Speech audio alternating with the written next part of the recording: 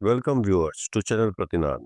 Emotional intelligence series के 6th video में हम इमोशनल इंटेलिजेंस से रिलेटेड कॉन्सेप्ट सेल्फ मैनेजमेंट के बारे में बात करेंगे। सेल्फ मैनेजमेंट एक क्रिटिकल कोर एबिलिटी है इमोशनल इंटेलिजेंस की। सेल्फ मैनेजमेंट लोगों को इनेबल करता है कि वे अपने इमोशंस को कैसे कंट्रोल करके बैलेंस बनाते हुए एक ऐसे एनवायरनमेंट में ऑपरेट कर सकें जो इमोशनल ट्रिगर्स और इंटरपर्सनल ऑब्स्टिकल्स से भरा हुआ है। वैसे तो इमोशनल इंटेलिजेंस का बेसिस सेल्फ अवेयरनेस है, लेकिन इमोशनल इंटेलिजेंस में सेल्फ मैनेजमेंट का एक मेजर रोल होता है और सेल्फ मैनेजमेंट की वैल्यू तब पता चलती है जब कोई इंडिविजुअल सेल्फ मैनेजमेंट की स्किल्स को सीख कर अपनी इमोशनल अंडरस्टैंडिंग पर सक्सेसफुली काम करता है। सेल्फ मैनेजमेंट का मतलब इमोशंस कंट्रोल करना या अपनी फीलिंग्स को अवॉइड करना नहीं होता है, बल्कि ये अपने इमोशनल स्टेट्स को रियलाइज करके उन्हें अपने लॉन्ग टर्म गोल्स, ऑब्जेक्टिव्स और वेलबीइंग के साथ अलाइन करने के एक्ट को माना जाता है। एग्जाम्पल के तौर पर हम देख सकते हैं कि अगर हमें अपने किसी फेलियर पे खुद पे ही गुस्सा आता है, तो अगर हम सेल्फ हार्म करने के बजाय या सेल्फ क्रिटिसिज्म करने के बजाय उस एनर्जी को चैनलाइज करके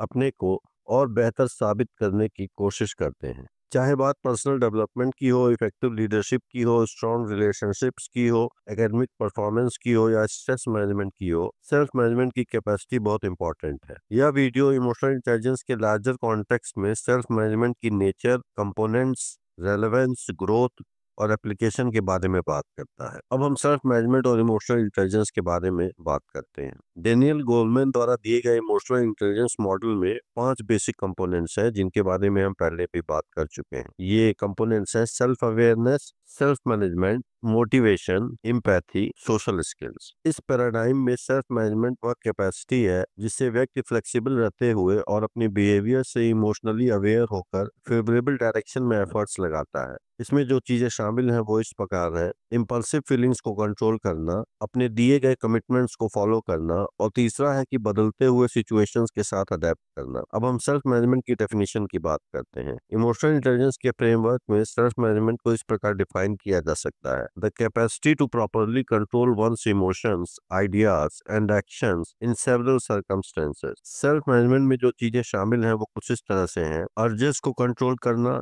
स्ट्रेस को मैनेज करना, अपने को मोटिवेटेड रखना और डिफिकल्ट सिचुएशंस में भी पॉजिटिवली बिहेव करना। सेल्फ मैनेजमेंट इमोशनल रेगुलेशन की एक प्रोसेस है जहां व्यक्ति अपने इमोशंस को एक्नॉलेज करके उनके कॉजेस को अंडरस्टैंड करते हुए और एक पॉजिटिव रिएक्शन सेलेक्ट करता है, बजाय इसके कि वह इम्पल्सिवली रिएक्ट करे। यह इमोशनल रिप्रेशन या अपने इमोशंस को सप्रेस करने जैसा प्रोसेस नहीं है। अब हम देखते हैं सेल्फ मैनेजमेंट की फंडामेंटल स्किल्स के बारे में। सेल्फ मैनेजमेंट कई आपस में जुड़े हुए इमोशनल कॉम्पिटेंसी से मिलकर बना हुआ है। तो पहली चीज है सेल्फ मैनेजमेंट में, वो है इमोशनल सेल्फ कंट्रोल। यह वह कैपेसिटी है जिससे कोई व्यक्ति डिसरप्टिव इम्पल्सेस और इमोशंस को कंट्रोल कर सकता है। इसका मतलब है प्रेशर या टेंस सिचुएशन में भी अपने को काम और ऑप्टिमिस्टिक बनाए रखना। एग्जाम्पल के लिए हम देख सकते हैं कि एक प्रोजेक्ट मैनेजर टीम क्राइसिस के दौरान ब्लेम गेम खेलने के बजाय प्रॉब्लम सॉल्व करने पर ज्यादा फोकस करता है। अब जो दूसरी चीज हम देखेंगे सेल्फ मैनेजमेंट में, वो है ट्रांसपेरेंसी एंड ऑनेस्टी। इसका मतलब है कि अपने वर्ड्स और एक्शन के बीच कॉन्ग्रुएंस बनाए रखना और ऑनेस्टी दिखाना।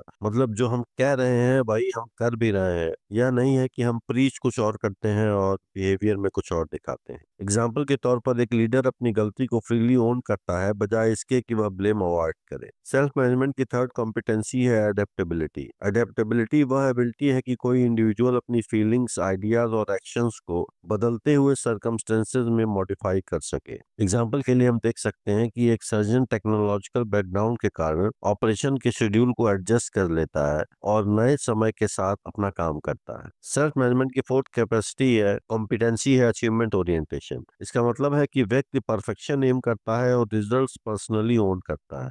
मतलब जो भी हम करते हैं उसकी जिम्मेदारी हम स्वयं पे लेते हैं, हम उसके लिए खुद को रिस्पॉन्सिबल मानते हैं। एग्जाम्पल के लिए एक एम्प्लॉय बदलाव को रजिस्ट करने के बजाय खुद को अपडेट करता है। सेल्फ मैनेजमेंट की फिफ्थ कॉम्पिटेंसी है initiative and optimism. Initiative and optimism में शामिल है अपॉर्चुनिटीज आइडेंटिफाई करके उन्हें लेना और रास्ते में पड़ने वाले ऑब्स्टिकल्स को होप के साथ पॉजिटिवली ओवरकम करना। उदाहरण के लिए एक एंटरप्रेन्योर कमेंट्स रिव्यू करता है और अपनी पिच फिक्स करता है और फ्रेश एंथुजियाज्म के साथ वापसी करता है। अब हम देखते हैं कि सेल्फ मैनेजमेंट की क्या वैल्यू है पर्सनल और ऑक्यूपेशनल लाइफ में। तो सेल्फ मैनेजमेंट मेंटल हेल्थ और रेजिलियंस को इम्प्रूव करता है। स्ट्रेस को कंट्रोल करने में, एंजाइटी को मैनेज करने में, एडवर्सिटी को ओवरकम करने में सेल्फ मैनेजमेंट मैनेजमेंट का क्रिटिकल रोल है। जो लोग अपने इमोशंस प्रॉपरली कंट्रोल करते हैं उन्हें मेंटल हेल्थ इश्यूज कम होते हैं। दूसरी चीज है सेल्फ मैनेजमेंट की कि यह क्रेडिबिलिटी और ट्रस्ट को डेवलप करने में भी हेल्पफुल होता है। इमोशनल कंसिस्टेंसी, ऑनेस्टी और डिपेंडेबिलिटी जैसी सेल्फ मैनेजमेंट कैरेक्टरिस्टिक्स टीम के बीच में और रिलेशनशिप्स में ट्रस्ट बिल्ड करने में मदद करते हैं। तीसरी चीज है self management positive conflict resolution को भी प्रमोट करता है।